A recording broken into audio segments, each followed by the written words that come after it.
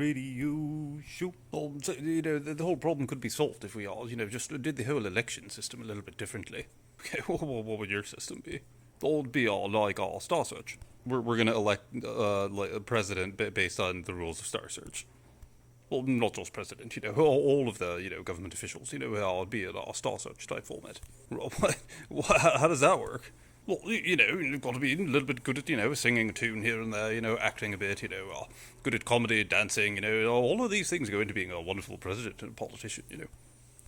So they, like, compete week after week and get star ratings. Right, and then, all at the end of a few weeks, down to a few finalists, and they head off, and, they get a star rating from the three judges and from, the general audience at large, and we pick a winner. Wait, so the three judges are three-quarters of the vote? Right, Chrissy and all, Sarah Michelle Gellar and all, Jelly Roll, all they are three-quarters of the vote.